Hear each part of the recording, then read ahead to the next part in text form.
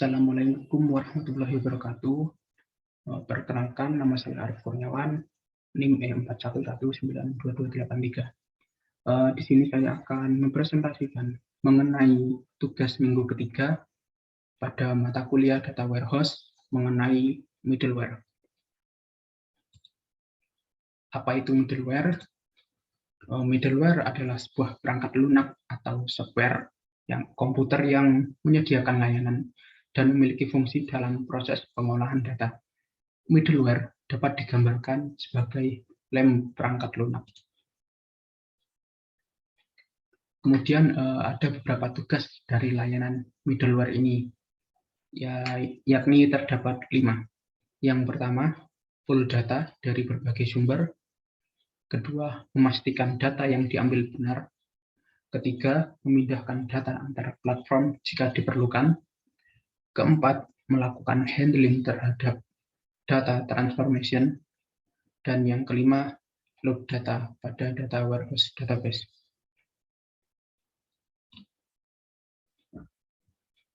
Lalu, apa saja layanan pada middleware ini?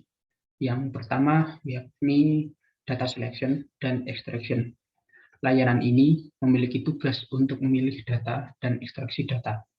Dengan sumber data yang beragam, pemilihan data dilakukan oleh pengguna agar sesuai dengan keluaran yang diinginkan.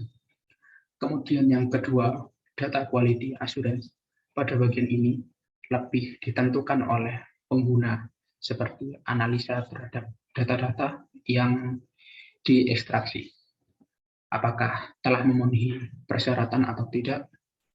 Pada umumnya, middleware menyediakan beberapa tools. Kemudian yang ketiga, data movement. Terkadang diperlukan adanya pemindahan data antara platform, seperti sistem to sistem atau menggunakan data warehouse processing sistem yang berbeda. Maka layanan ini dapat digunakan. Kemudian yang keempat, yakni data mapping dan transformation. Data mapping dan transformation adalah layanan yang melakukan handling terhadap masalah klasik data warehouse, seperti ID atau identifikasi number pelanggan. Kemudian yang kelima, yakni aplikasi data pada layanan middleware adalah proses kombinasi dan ekstraksi data dari satu database ke tempat lainnya. Lalu apa itu ETL? ETL merupakan sebuah singkatan dari extract, transform, dan load. Berikut gambar di bawah ini merupakan gambaran dari ETL itu sendiri.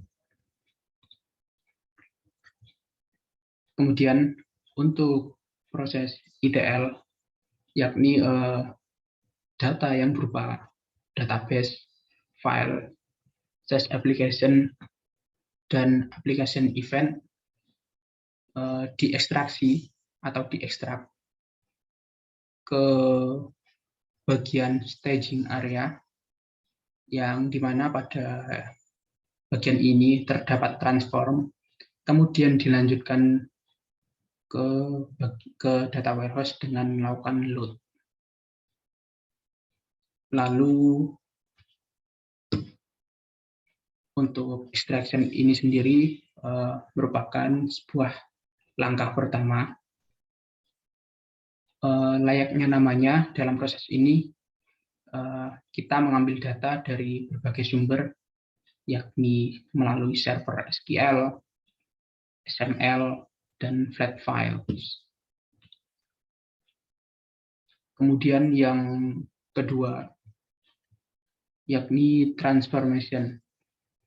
Tahap ETL selanjutnya adalah transformation. Pada langkah ini, data akan diolah sehingga punya satu format yang sama.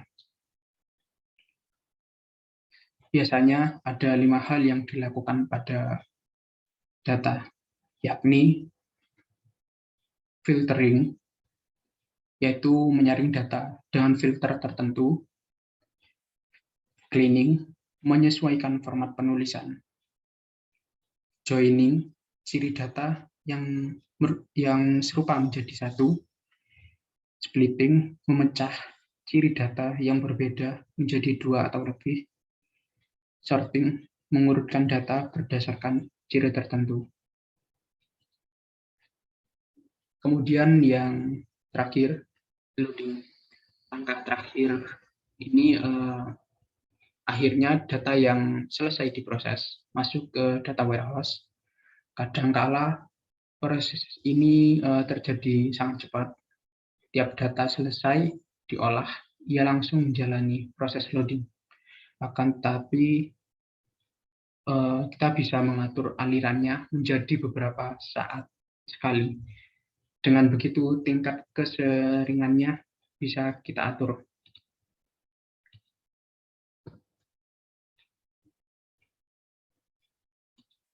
Baik, selanjutnya ini merupakan sebuah layanan cloud dari data warehouse, yakni bernama Skyvia. Skyvia merupakan sebuah platform data cloud all-in-one tanpa integrasi data, pengkodean, pencadapan cloud ke cloud, manajemen melalui SQL, dan akses data melalui antarmuka OData. Untuk fitur-fiturnya dari Skyvia ini sendiri, yakni terdapat integration yang dimana pada bagian integration ini memuat beberapa sub-sub, yakni import, export, replication, synchronization, data flow, dan control flow. Kemudian ada query, yakni terdapat beberapa sub, yakni builder SQL. Kemudian ada connect, yaitu terdapat beberapa bagian, yaitu OData endpoint dan SQL endpoint. Dan kemudian fitur yang terakhir pada aplikasi Skyvia ini, yakni backup. Baik, mungkin itu presentasi dari saya mengenai materi pada minggu ketiga ini. Kurang lebihnya saya mohon maaf.